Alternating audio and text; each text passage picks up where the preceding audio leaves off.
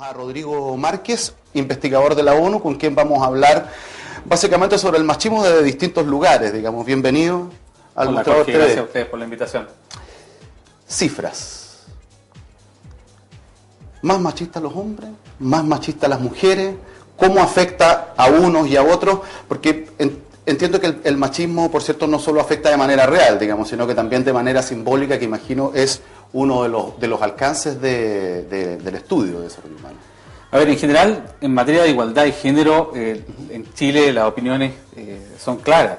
La gran mayoría coinciden que se ha avanzado mucho en estas últimas décadas en una mayor igualdad entre hombres y mujeres, lo cual no significa que ya esté toda la tarea hecha.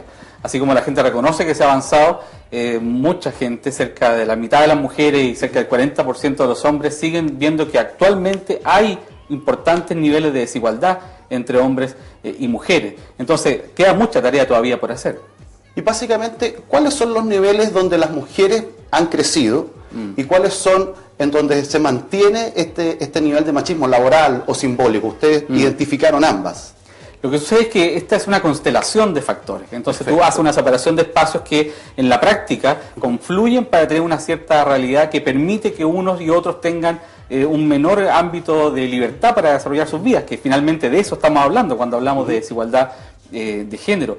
Y claro, las mujeres han penetrado, por ejemplo, con mucha fuerza en el mercado laboral, en la esfera pública, si ustedes quieren, de lo que es la sociedad, y los hombres no han penetrado de igual manera en la esfera privada de la sociedad, en el ámbito, por ejemplo, de lo doméstico. Entonces ahí se produce una asincronía, un desbalance muy, muy importante, lo que genera tensiones en la relación y que está a la base de los desafíos que tenemos hoy día por delante. Y los desafíos, por ejemplo, a nivel político, porque efectivamente se ha crecido mucho, las mujeres, como tú dices, están entrando en el ámbito público, ¿cierto? Claro. Siempre han estado históricamente más bien en el ámbito privado. Pero, ¿qué falta, por ejemplo, en materia de políticas para eso? O sea, uno entiende que están las campañas de radio, las campañas concientizadoras, digamos, pero a nivel de programas de gobierno, ¿qué sería lo ideal para poder ir equilibrando más, digamos? Yo entiendo que además hay un grupo de hombres que esto pareciera que no les gusta mucho, pero...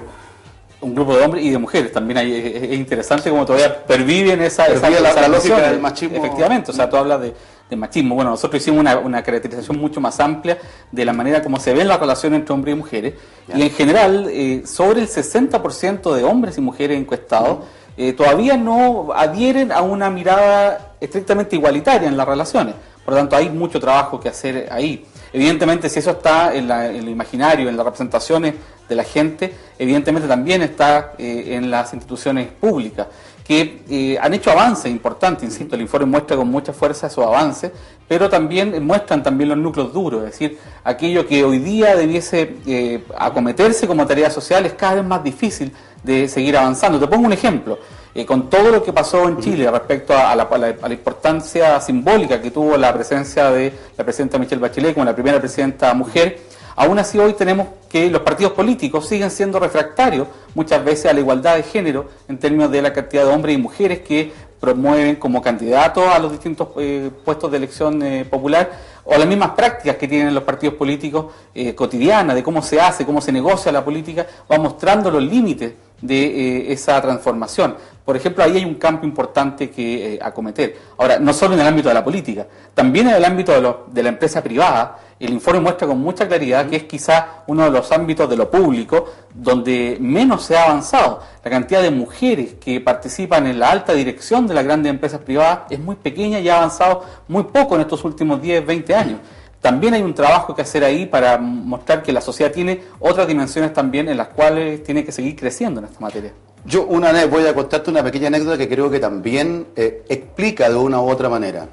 El Poder Judicial, ¿cierto?, es uno de los poderes del Estado y como los servicios del Estado, es claramente el más conservador, no solo por su labor.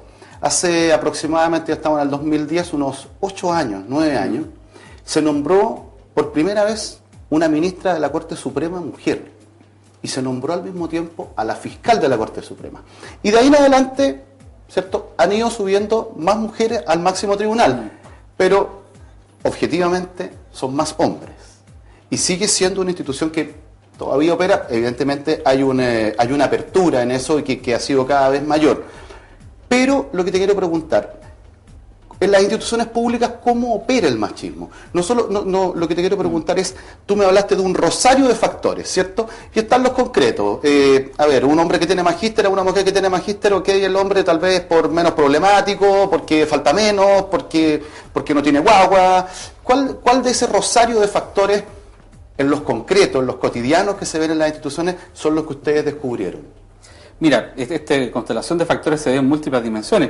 También tú me mencionas el Poder Judicial, pero como tú mismo dices, es uno de los ámbitos donde quizás más se ha avanzado en términos de mujeres incorporadas a ámbitos de toma de decisiones. Hay que ver las cortes de apelación, en las distintas regiones ha avanzado mucho la presencia de la mujer ahí. Me preguntas por el ámbito de lo público, pero el ámbito de lo público también ha hecho esfuerzos importantes. Tal vez algunos conocen lo que son los PMG de género, ¿no es cierto? Que son esfuerzos que hace consciente, intencionadamente el Estado por incorporar la dimensión de género en todo lo que haga, y así a todas las reparticiones públicas se le ha impuesto tarea de desagregar los datos abiertos por hombres o mujeres, a tener instancias de conversación y de concertación, tareas que tienen que ver con hacer la gestión pública más sensible a la igualdad de género. Bueno, nosotros analizamos estos PMG de género y observamos que efectivamente tienen trabas, tienen aciertos también, pero tienen trabas que están enraizadas muchas veces en las prácticas cotidianas, y que hace que efectivamente, más allá de ser una declaración importante de intencionalidad de cambio, pongamos atención a este tema, en los hechos concretos cuesta, porque no se sabe cómo muchas veces. Y de nuevo, en el caso del PMG, en ocasiones tiende a hacer simplemente checklist de cosas que hay que revisar y que se empiezan a ritualizar, como esto que te mencionaba yo de las estadísticas. Entonces es muy complejo. Pero veámoslo también, insisto, en los análisis que se pueden hacer desde otras entidades como los medios de comunicación o como las propias empresas privadas. Ahí nosotros hicimos un análisis de headhunters, les preguntamos a ellos cuáles son las características que les pedían sus clientes para seleccionar trabajadores, y ellos mismos nos decían, mira, yo ya no saco nada con ofrecerle una terna al cliente que tenga una mujer, porque las cortapisas que nunca me explicitaron, al final me las van a explicitar. Me dicen, mira, es que no quiero mujer, porque muchas cosas, entre ellas, por ejemplo, el hecho de las prácticas, nuevamente. Muchas veces a los headhunters, sus clientes les dicen, oye, pero ¿cómo voy a trabajar con mujeres si estamos tan acostumbrados a decir garabatos, por ejemplo?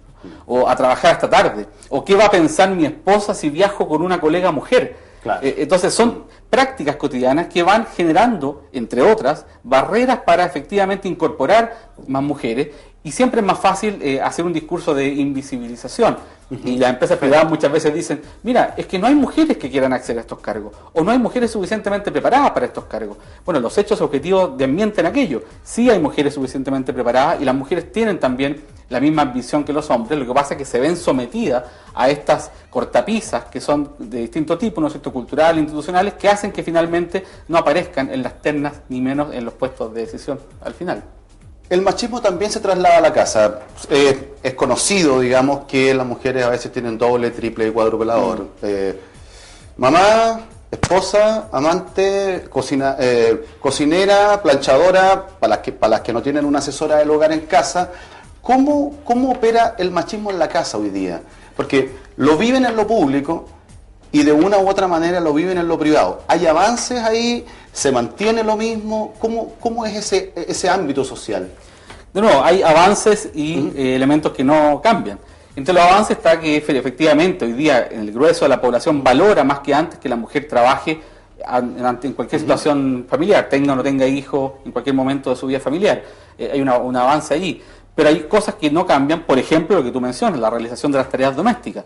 Actualmente, con todo lo que ha pasado, con todo lo que ha avanzado el país, las mujeres siguen siendo casi las únicas, exclusivas realizadoras de las tareas domésticas. Y tareas domésticas incluyen, ¿no es cierto?, desde todo lo que sabemos, la crianza, y lo que es algo muy importante también, el cuidado no solo de niños, sino también de adultos mayores. Sabemos que Chile tiene un desafío en esa materia por su demografía. Bueno, ese cuidado sigue estando fundamentalmente asignado a mujeres, y con eso se limita su libertad, se limita su posibilidad de tomar unas opciones distintas. Es importante que veamos cuál es la implicancia de esto. Efectivamente, si hay un interés social de que más mujeres se incorporen a los mercados de trabajo, hay que entender que estas cortapisas también son barreras que frenan esa posibilidad. Por lo tanto, hay que trabajar también a ese nivel para poder obtener esos otros tipos de objetivos. Entonces es muy, muy potente cómo esta realización de tareas domésticas determina muchas veces las capacidades, las libertades de las personas. Y acá un punto también fuerte para nosotros desde la perspectiva del desarrollo humano, que es la perspectiva desde la cual miramos este tema de la igualdad de género. Esto tiene de desafío el hecho de que no da lo mismo. Es decir, si uno le pregunta a las personas cuán realizado se siente con sus vidas, las mujeres que trabajan tienen un nivel de realización igual al de los hombres que trabajan. Pero las mujeres que no trabajan remuneradamente, las mujeres que trabajan dentro del hogar, no se sienten tan realizadas como el resto con sus vidas. Y ese es uno de los desafíos más importantes. Estamos hablando de un tema de revalorar desigualdad para la realización personal.